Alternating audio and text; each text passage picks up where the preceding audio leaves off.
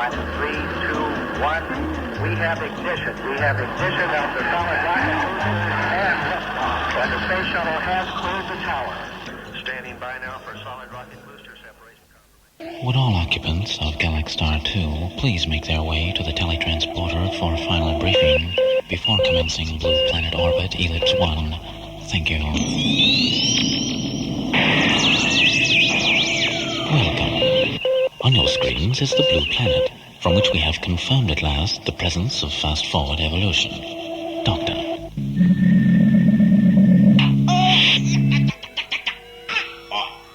The experimental planet is a success. After suffering 6 times 0 from a warlike species of flag people, there is now unmistakable evidence of fast-forward evolution to the planet people once named. The flag people are at last in decline. What's that noise? With the end of the flag people, how grotesque will come the clearing of the particle beam transit zones in the Phoebus auroras caused by the premature displacement of so many intelligences from the planet itself by these flag people. My time is up.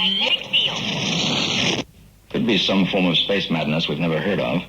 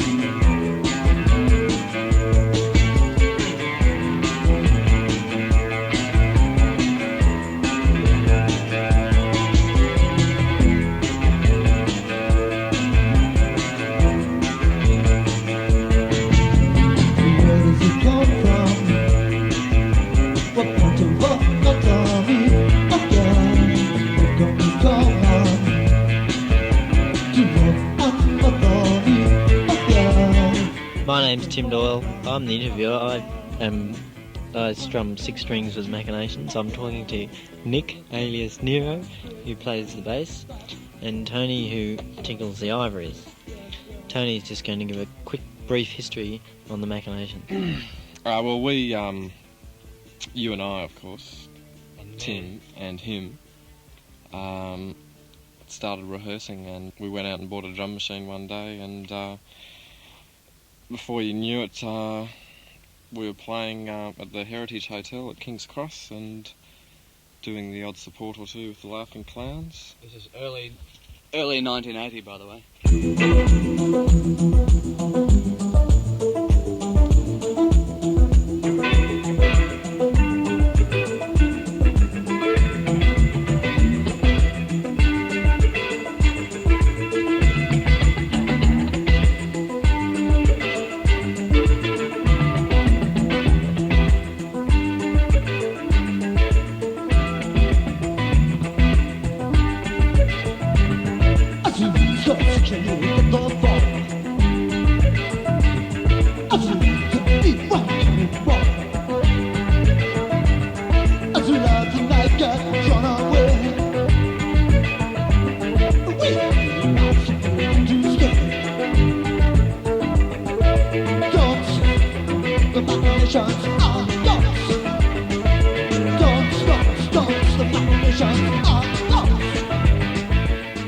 do you see this new drum machine?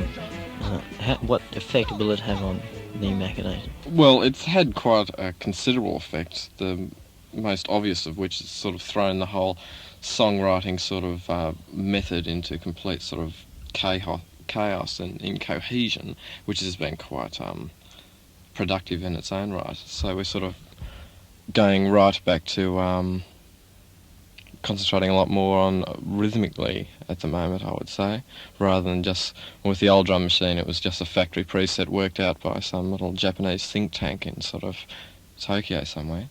Tony, could you outline the use of a drummer on film or video?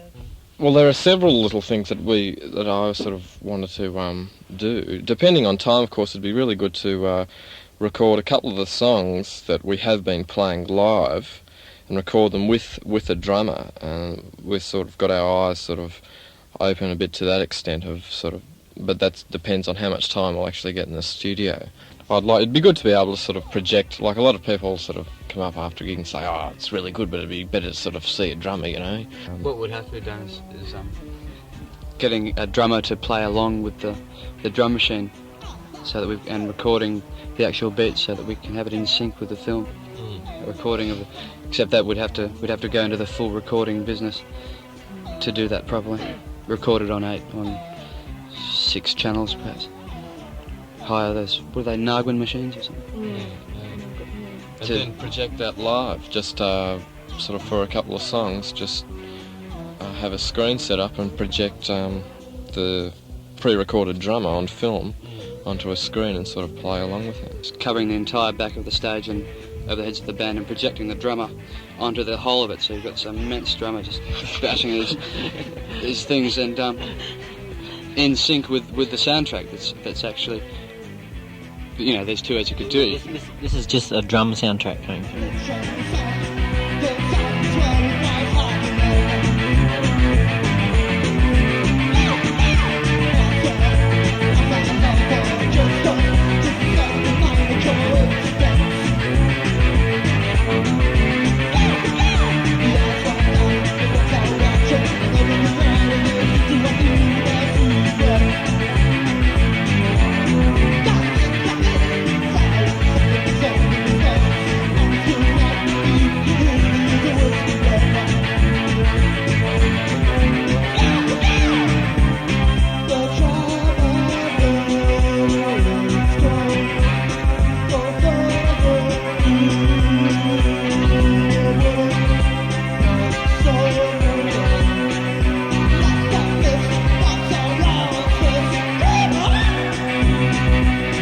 Well, we're recording Terminal Wharf and about 3 other songs that we have. Well, we've played them live once, I think, a couple of them, but we're sort of concentrating on those. But Terminal Wharf, certainly we want to get our teeth stuck into it in the studio so far. We wrote that song a while ago. We weren't actually going to play it live until we'd sort of seen what we could do with it in the studio.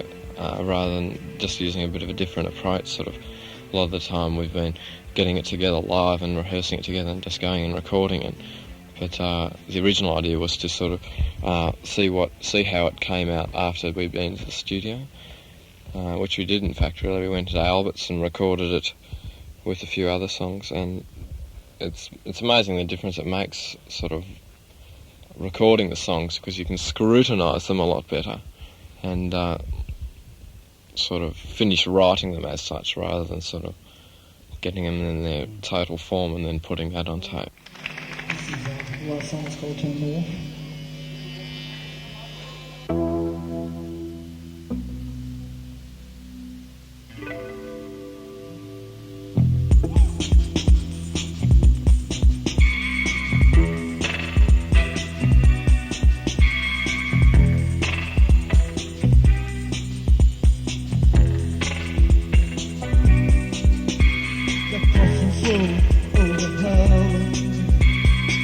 Sometimes it's unsafe.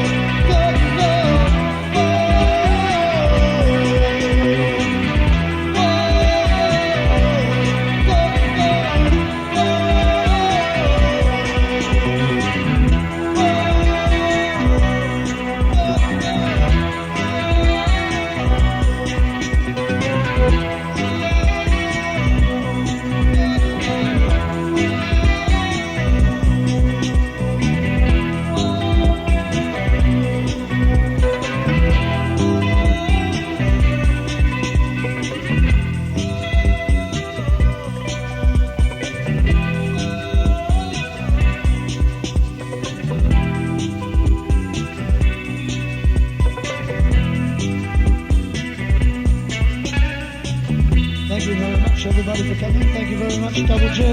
Thank all these people up here dancing. Good night.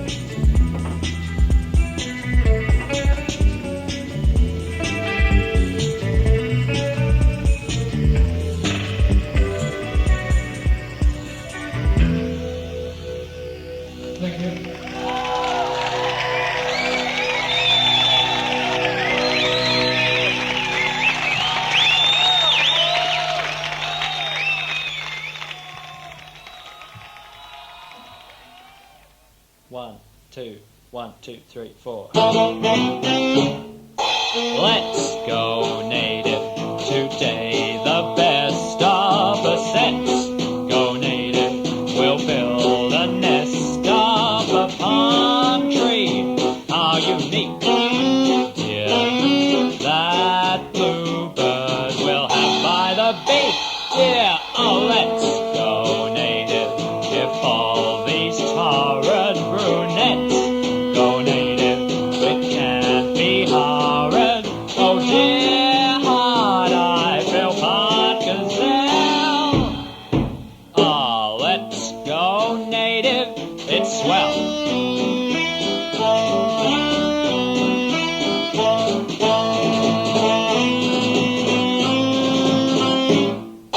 Let's go native today when bands and duets go native. Their message is that us white men think too much. Dear, let's sing songs with that African touch, dear, and let's go native on records, tapes, and cassettes. Go native like happy apes, pounding rhythms in a jungle land. Oh, let's go native, it's grand.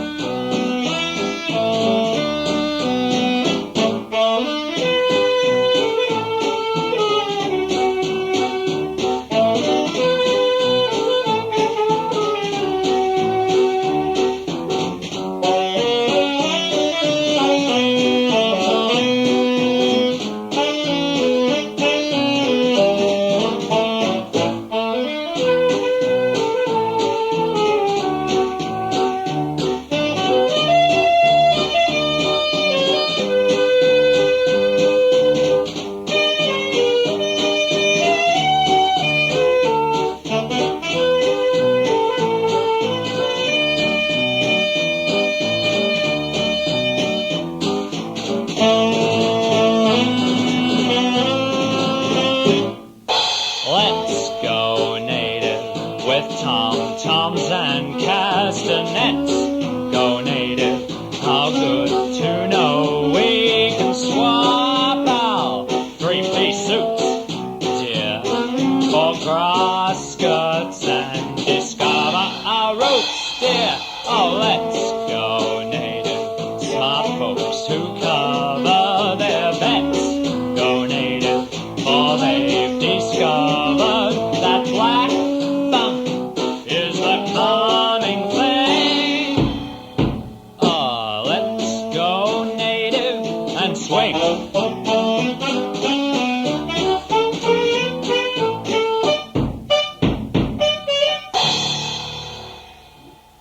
Good morning, ladies and gentlemen of the press. Not until now have I received permission to make known the facts exactly as they are. This cablegram has been signed by the United States Secretary of Defense. You wanted law and order in this town.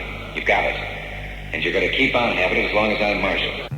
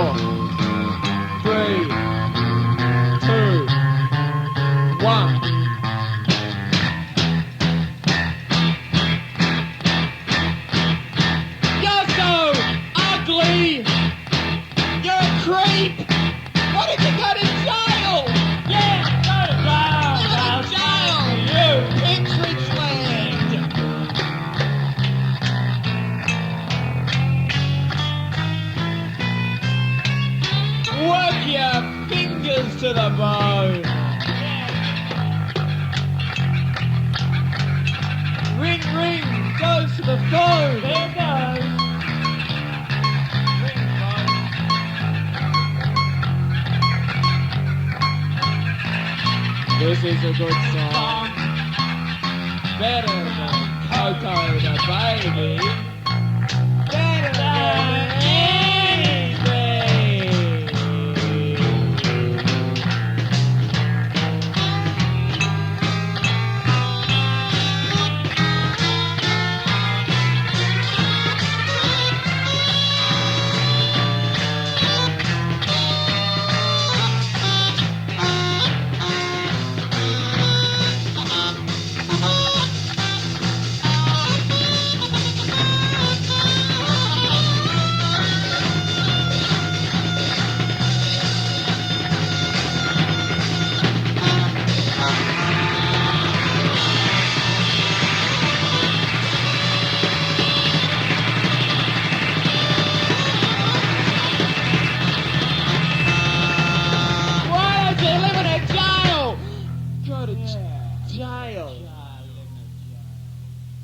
Like rock and roll. I saying, you know, like I saying we're not a rock and roll group, but we are in a sense because we're at the moment in Syndrome we're playing bass, drums and keyboards and guitar, and we go on tour and play in front of audiences. So in that sense we are a rock and roll band, but I mean we've got absolutely nothing to do with a general idea of rock and roll.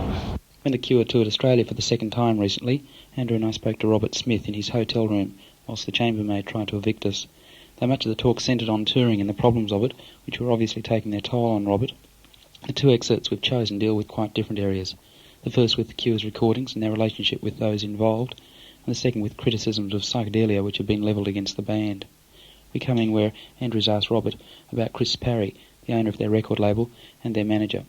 I've known him now for over 3 years, and it's beyond. I mean, he's not our manager. We haven't got signed contracts with him as manager, but I mean, it's got to the point where you can trade insults freely, which is just kind of a healthy relationship. And it's just good. He understands it. I mean, like he just places it musically, and in fact, in all the what you would define, I suppose, as a creative area, like sort of artwork and production and actual form and content of the songs, he leaves entirely up to us now.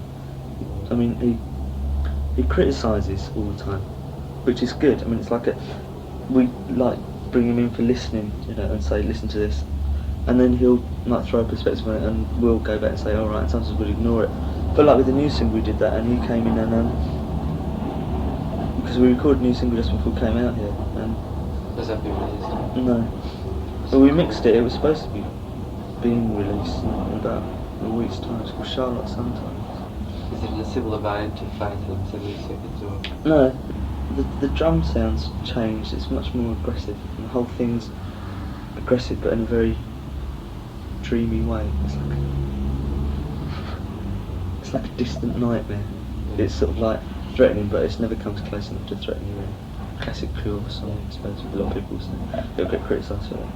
But we were in the studio and we mixed it, and he came in, and what he had to say about it, I've been listening to the cassette of it over the tour, and I thought, his summary of what he thought was wrong and what he thought was right was quite right. Yeah. The good thing about him is we're by nature very reactionary. I mean, if we were left totally to our own devices, I think it would probably become self-indulgent, even though I don't recognise self-indulgence. But he's there as like an outside influence, and he's got, I suppose, retains a certain pop sensibility. In that sense, he's got an influence he'll like. But I mean, it's not an influence whereby he'll come in and say, I think you should do this. No, he'll come in and it's much more open. He'll say, well, if I was doing this, I'd do that. And it works really well like that. Like we can argue points out and things. And he brings it very much into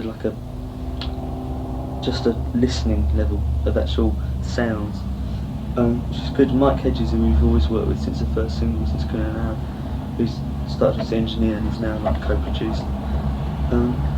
He's the other side of the coin. I mean, he's totally deranged. If we left it up to him to produce us, it would be really demented. And so they have big arguments in the studio, and we all like crowd around and listen. And it's like the music's taken to a very not superficial, but an immediate level.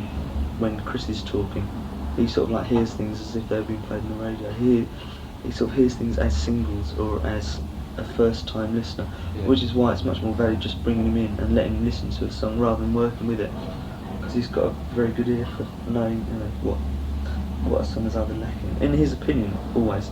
And Mike Hedges is the other extreme. He's always wanting to go really over the top in a word, and it's like, let's do this and let's do that, and I'm also just sit there, no, we can't.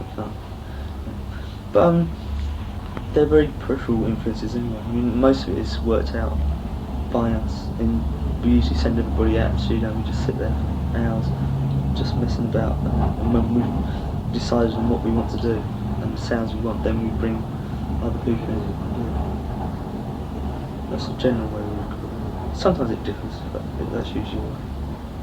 We waste a lot of time. You can't work things out when you're not in the studio. It's very difficult to get a solid idea of a sound. I mean, it's very easy to imagine an overall shape to something, but to actually define a sound, you have to go into a studio and play.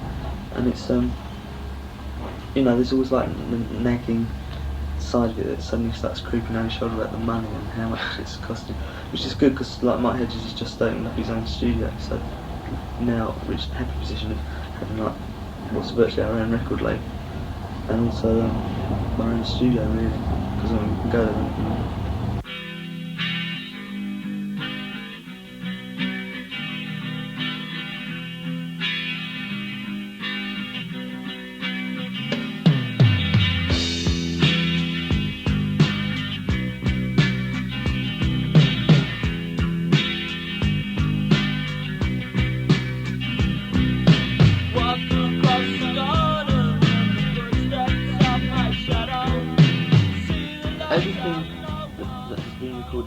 so far release, it's been done without us ever having to listen to the tracks.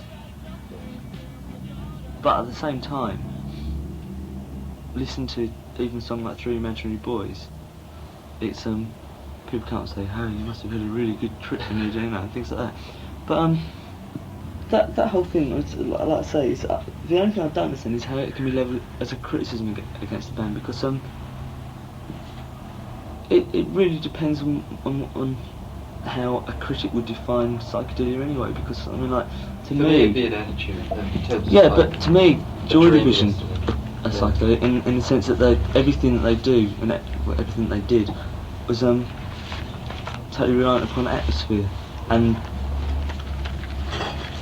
I don't know. It's very difficult. I mean, that it's such an awful phrase because it's bandied about so much by so many different people. It's like everything, you know. It's like rock and roll. Like I say, we're not a rock and roll group. We are in a sense because we're at the moment in Syndrome we're playing bass, drums, and keyboards and guitar, and we go on tour and play in front of audiences. So in that sense, we are a rock and roll band. But I mean, we've got absolutely nothing to do with a general idea of rock and roll. And it's the same, I think, with when people level that criticism at bands like us and all the other groups that you know about the new psychedelic things. I mean, there's obviously affinities. I mean, I grew up because like all three of us, the thing we've got in common is we've all got older brothers who are exactly the same age. We're like second generation friends, and we grew up with that music anyway. Like, I mean, songs that I used to play to me when I was about. I mean, the first concert I ever went to was Jimi Hendrix at the Isle of Wight. It's just a good start for a young hippie. But I mean, all things like Captain Beefheart and things which are very hip names to drop an answer. Have you heard? No. We just like all of us. We listened to them anyway, without hating a lot of it. But it was just like constantly there. And then suddenly, in like about 1973, Gary Glitter came along, and we started on our own. And it's just, I mean, it's very cyclical anyway. I think there's. I don't know. I mean, I really like. If I had to choose like the type of music I'd listen to, it would be stuff like Eno's ambient music, which we were playing yesterday, and things like Eric Satie and stuff that relies totally on atmosphere. But at the same time, I like things like Public Image, which is very powerful. I don't know. There's room for everything. I don't think we're particularly psychedelic.